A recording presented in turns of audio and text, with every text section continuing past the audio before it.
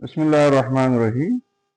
आज के लेक्चर में हम डिस्कस करेंगे कि लीनियर इक्वेशंस को हम मैट्रिक्स की मदद से किस तरह सॉल्व कर सकते हैं। तो हमारे पास दो तरीके हैं जिनकी मदद से हम लीनियर इक्वेशन को मैट्रिक्स की मदद से सॉल्व कर सकते हैं। तो एक हमारे पास मैट्रिक्स इन्वर्जन मेथड होता है और दूसरा क्रेमर रूल। तो सबसे पहले हम इन्वर्जन मेथड को कंसिडर करते हैं।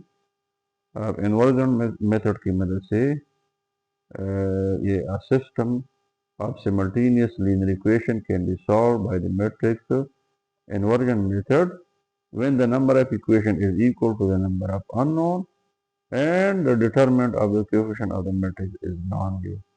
यानी हमारे पास अगर कोई से भी दो या तीन जितने भी लीनियर इक्वेशन हो उनको हम इन्वर्जन मैट्रिक्स मेथड की मदद से तब सॉल्व कर सकेंगे जब हमारे पास जितने नंबर ऑफ लीनियर इक्वेशन होंगे उसमें उतने ही वेरिएबल होंगे और इसके अलावा उन वेरिएबल के जो कोएफिशिएंट होंगे अगर उनका डिटरमिनेंट 0 के बराबर नहीं होगा तब जाके हम उनका ये मैट्रिक्स इन्वर्जन मेथड की मदद से वो ये इक्वेशन सॉल्व कर सकते हैं और उन वेरिएबल की वैल्यू निकाल सकते हैं। मिसाल के तौर पर यहाँ पे हमने ये दो इक्वेशन लिए हुए है जिसमें हमारे पास वेरिएबल की तादाद 2 है, ठीक है ना। In equation number of equation भी 2 है और इसमें वेरिएबल की तादाद भी 2 है। तो इसका मतलब ये कि इन्वर्जन मैट्रिक्स मेथड की मदद से हम इन इक्वेशन लीनियर इक्वेशन को सॉल्व कर सकते हैं। तो उसके लिए हम क्या करेंगे, सबसे पहले हम इन इक्वेशन को मैट्रिक्स फॉर्म में लिखेंगे। मैट्रिक्स फॉर्म में कैसे लिखेंगे, A X is equal to B, इस फॉर्म में लिखेंगे। अब बी क्या रिप्रेजेंट करता है, हमारे पास बी हमारे पास ये जो कांस्टेंट ये जो राइट साइड पे C1 और C2 इसको रिप्रेजेंट करता है। और ये जो x है हमारे पास ये जो लिखा हुआ इक्वेशन में ये वेरिएबल x और y को रिप्रेजेंट करता है। और बाकी जो a एरिया है ये हमारे पास जो वेरिएबल में जो कोएफिशिएंट है या फिर हमारे पास x के साथ ये a1 a2 लिखा हुआ है, y के साथ b1 और b2 लिखा हुआ है। ए इसी इन कोएफिशिएंट को रिप्रेजेंट करता है, ठीक है। इसका मतलब ये हुआ कि हमारे पास जो a है ये किस चीज के बराबर होगा, a1 a2 ये शुरू वाला फर्स्ट कॉलम में हम लिखेंगे और ये कोएफिशिएंट है x के। इसके अलावा जो b1 और b2 है ये y के कोएफिशिएंट है और इसको हम कॉलम 2 में लिख लेंगे। x हमारे पास जो वेरिएबल है इन इक्वेशन में x और y है ना, तो ये x हमें ये उन वेरिएबल्स को रिप्रेजेंट कर रहा है और जो b है ये इन कांस्टेंट C1 और C2 को रिप्रेजेंट कर रहा है। तो हमने b को यहाँ पे ये लिखा हुआ है, ठीक है। अब हमें चूंकि वेरिएबल मालूम करना है ना, तो इस इक्वेशन को हम ax is equal to b इसको हम इस फॉर्म में भी लिख सकते हैं, x is equal to a inverse b। अब इसी इक्वेशन की मदद से हम इन अननोन वेरिएबल की वैल्यू मालूम कर सकते हैं। तो उसमें हमें क्या चाहिए होंगी, बी ऑलरेडी हमें इक्वेशन ये डेटा से मिल जाएगा और ए इनवर्स हम इसी डेटा की मदद से मालूम करेंगे और फिर हम unknown values in linear equation में मालूम कर सकते हैं। आगे बढ़ते हैं और एक मिसाल ले लेते हैं जिसमें हमारे पास ये दो लीनियर इक्वेशन दी हुई है जिसमें हमारे पास दो वेरिएबल है, तो एक्स और वाई और इक्वेशन भी दो है। इसके अलावा राइट साइड पे कांस्टेंट है 5 और 3। तो सबसे पहले हम क्या करेंगे कि इसी इक्वेशन को हम एक X is equal to B form में लिखेंगे। तो कैसे लिखेंगे,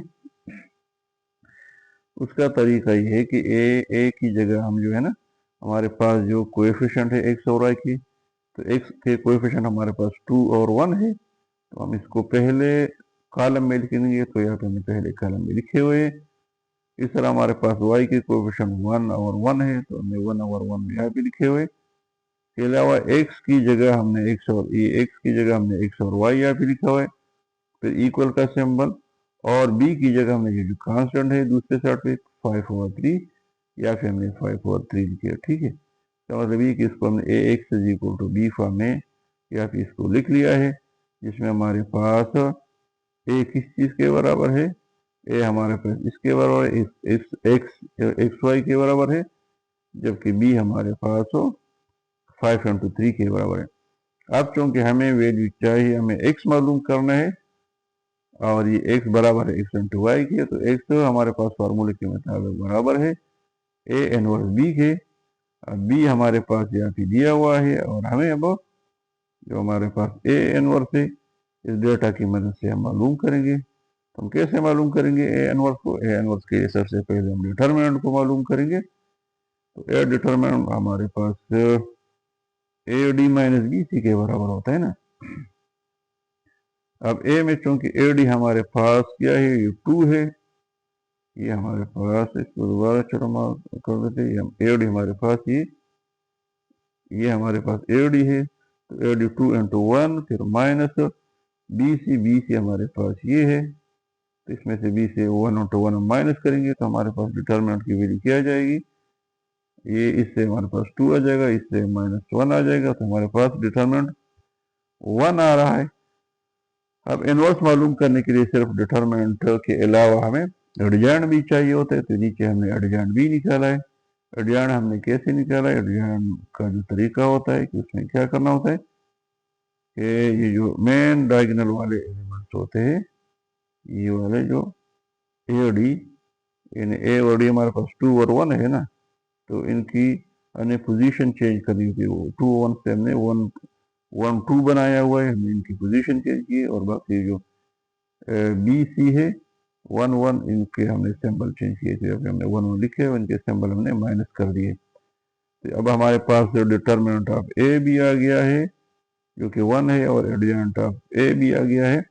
अब आराम से हम A इनवर्स निकाल सकते हैं। इसी फार्मूले में हम वैल्यूज पुट करेंगे, तो यहाँ पे हमने वैल्यू पुट की है, हमने डिटरमिनेंट की वैल्यू भी पुट की है और एडजॉइंट की भी वैल्यू पुट की है। फिर हमने इससे जो है ना रिजल्ट निकाला है, और हमारे पास A इनवर्स का रिजल्ट ये आया है। ठीक है, अब अगले स्टेप में चूंकि हमें x चाहिए और x हमारे पास बराबर होते A इनवर्स B के। अब दोनों वैल्यू हमारे पास आ गई है, B की वैल्यू ऑलरेडी हमें दिया हुआ था और A इनवर्स हमने ये निकाल लिया है, तो A इनवर्स की जगह हमने ये पुट कर लिया है, और B की वैल्यू जो हमें दी हुई 5/3 यहाँ पे हमने पुट कर दिए दोनों वैल्यूज। फिर इनको हमने सिंप्लीफाई किया हुआ अगले स्टेप में।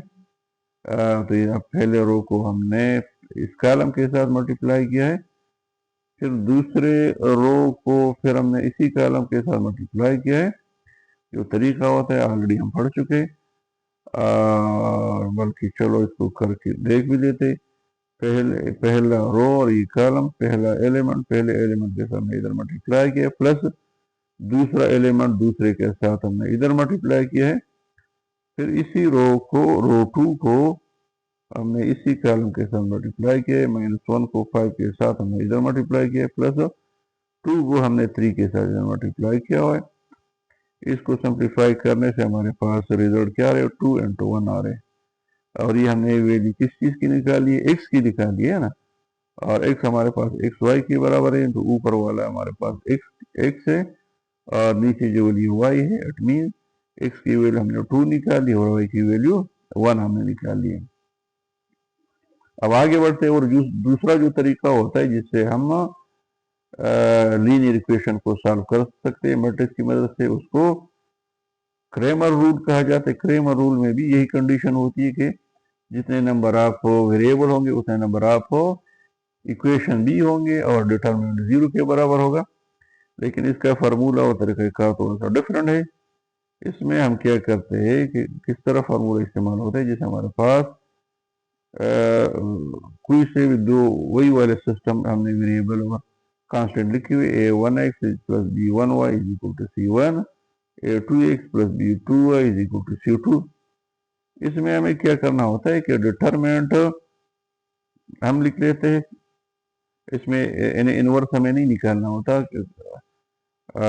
इसमें क्या करते हैं हम कि इन वेरिएबल की कोएफिशिएंट की मदद से हम डिटरमिनेंट लिख लेते हैं। तो d इस हमारे पास ये जो है ना, ये x की जगह हम x वाले जो कोएफिशिएंट हम यहाँ पे लिख लेते, तो x वाले कोएफिशिएंट हमारे पास a1 और a2 है ना, हमने यहाँ पे लिख लिए है। इस तरह यहाँ पे हम बी वाले वाई वाले कोएफिशिएंट लिखे, तो वाई वाले कोएफिशिएंट हमारा पास B1 और B2 है, तो यहाँ पे हमने लिख लिए। अब इन कोएफिशिएंट का हम फिर डिटरमिनेंट निकालते, क्योंकि डिटरमिनेंट हमारे पास AD माइनस BC के बराबर होता है ना, जैसे हम लिखे AD माइनस BC, ठीक है। फिर आगे हम क्या करेंगे कि इसी क्रेमर रूल में हमें dx निकालना होता है, तो dx हम कैसे निकालेंगे? dx के लिए हम यही डी वाला जो हमारे पास मैट्रिक्स है इसको कंसिडर करेंगे, और इसमें जो x वाला पोर्शन है, क्योंकि हम एक dx यानी x वाला पोर्शन निकाल रहे हैं ना, तो इसी x वाले पोर्शन को हम रिप्लेस कर लेंगे किस चीज से? हम कांस्टेंट से। हमारे पास जो राइट साइड पे कांस्टेंट C1 और C2 दिए हुए ना, तो x वाली कोएफिशिएंट की जगह हम ये लिख लेंगे, और जबकि y वाले कोएफिशिएंट हम एज इट इज लिख लेंगे। तो इससे हमारे पास हम dx कैलकुलेट कर सकते हैं, इस तरह कैलकुलेट कर सकते हैं उसी तरीके से कि AD माइनस BC से हम dx कैलकुलेट कर सकते हैं। और जो कि dy है हमारे पास, dy हम कैसे निकालेंगे? यहाँ पे चूंकि y है ना, तो इसमें y वाला पोर्शन हम कांस्टेंट से जो y वाले कोएफिशिएंट है यहाँ पे है ना, y वाले कोएफिशिएंट यहाँ पे लिखे हुए होते, तो इसको हम राइट साइड पे जो कांस्टेंट है उससे रिप्लेस करेंगे। तो हमने C1 और C2 से रिप्लेस किया हुआ है, और x वाले हमने एज इट इज A1 और A2 लिखा हुआ है। फिर x और y हमारे पास क्या क्या क्या चीज़ है कि हमारे पास d आ गया है, dx भी आ गया है, और dy भी आ गया है। अब इन तीनों की मदद से हम x और y की वैल्यू निकाल सकते हैं। कैसे निकालेंगे? x को निकालेंगे तो dx को डिवाइड करेंगे d के ऊपर, y को निकालेंगे तो dy को डिवाइड करेंगे d के ऊपर। तो ये हमारे पास क्रेमर रूल का तरीका हो गया कि हम किस तरह x और y को निकालेंगे। जैसे हमारे पास ये दो इक्वेशन, लीनियर इक्वेशन भी दिए हुए, तो सबसे पहले हमने क्रेमर रूल में जिस तरह हम d लिखते हैं, d हमने इधर दिया हुआ है, और हमने x और y के जो कोएफिशिएंट है हमारे पास, x के कोएफिशिएंट 2 और 1 है ना, तो 2 और 1 हमने यहाँ पे लिखा हुआ है पहले कॉलम में, और y वाले कोएफिशिएंट हमारे पास 1 और 1 है ना, तो 1 और 1 हमने कॉलम 2 में y की जगह लिखा हुआ है। और हमारे पास इसका जब हम डिटरमिनेंट निकालेंगे तो ये हमारे पास AD माइनस BC के बराबर होता है ना, AD माइनस BC। अब चूंकि AD हमारे पास क्या है? AD हमारे पास 2 into 1 है, मीन्स 2 है, 2 आएगा ना 2, और AC हमारे पास क्या है? AC हमारे पास 1 into 1 है, मीन्स हमारे पास ये -1 आ जाएगा। तो 2 में से 1 माइनस करेंगे तो 1 आएगा ना। दैट मीन्स कि हमारे पास डिटरमिनेंट की वैल्यू क्या आ रही है? 1 आ रही है। फिर अगले स्टेप में हम dx निकालेंगे, तो dx हम कैसे निकालेंगे? ऑलरेडी हम पढ़ चुके हैं कि dx जब हम चूंकि इसमें x आ रहे हैं, तो x वाले पोर्शन जो कि हमारे पास कॉलम फर्स्ट है ये वाला, हम रिप्लेस करेंगे राइट वाले कांस्टेंट से। तो ये वाला इसी d को हम कंसिडर करेंगे, ये रो, ये जो हमारे पास मैट्रिक्स है, तो इसमें इस वाले पोर्शन को यानी पहले कॉलम को हम रिप्लेस करेंगे कांस्टेंट के साथ, जो कि 5 और 3 हमें दिए हुए। तो 5 और 3 या फिर हमने लिख लिया। इसके अलावा जो दूसरा पोर्शन है y वाला 1 1 हमने एज इट इज लिख लिया है। अब इसको मजीद जब हम सॉल्व करेंगे तो कैसे करेंगे? इस AD 5 into 1 में से माइनस करेंगे, 3 into 1 है, 5 माइनस 3 से हमारे पास 2 आ जाएगा ना। तो dx हमने ये निकाल लिया है। अब dy कैसे निकालेंगे? dy निकालने के लिए हम इसी मैट्रिक्स को हम कंसिडर करेंगे, और इसमें जो y वाला पोर्शन है 1 into 1, इसको हम कांस्टेंट से रिप्लेस करेंगे जो 5 और 3 है। तो इसमें हमने नीचे क्या किया है? x वाला पोर्शन 2y हमने एज इट इज लिखा हुआ है, और ये जो वाला पोर्शन जो हमने राइट वाले जो साइड वाले जो कांस्टेंट है 5 और 3 इससे रिप्लेस किया हुआ है। अब हम dy निकालेंगे कैसे? जो कि डिटरमिनेंट ऑफ y है ना, तो उसको हम AD 2 into 3 minus BC minus 5 से निकालेंगे तो हमारे पास उसका रिजल्ट y आएगा। अब सारी वैल्यूज हमारे पास आ गई है, डी भी आ गया है, डी एक्स और डी वाई हमने कैलकुलेट कर दिया है। अब x और y हम आराम से निकाल सकते हैं। कैसे निकालेंगे? हमने x को निकाला है डी एक्स ओवर डी से ना, तो डी एक्स हमारे पास 2 है और हमारे पास जो डी है वो 1 है, तो वैल्यू इसकी 1 आ रही है। इस तरह y हम कैसे मालूम करेंगे? y हम मालूम करेंगे dy, तो dy हमारे पास 1 है, 1 हमने लगाए हुए, और d हमारे पास क्या है? 1 है ना, वो भी 1 है, तो 1 और 1 से हमारे पास 1 आ जाएगा। तो इस तरह हमने x और y की वैल्यूज निकाल ली है। अब अगर हमारे पास 3 वेरिएबल हो तो उसकी भी वैल्यू हम निकाल सकते हैं। कैसे निकाल सकते हैं? इसकी वैल्यू हम निकालेंगे D X over D, Y की वैल्यू हम निकालेंगे डी वाई ओवर डी से, और z की वैल्यू हम निकालेंगे डी जेड ओवर डी से। तो जितने नंबर ऑफ इक्वेशन वेरिएबल होंगे, इक्वेशन होंगी, उसी तरीके से हम उन वेरिएबल्स की वैल्यू निकाल सकते हैं। तो इसके साथ ही हमारा आज का टॉपिक खत्म हो जाता है। इंशाल्लाह अगली वीडियो में एक्सरसाइज 1.6 के साथ हाजिर होंगे।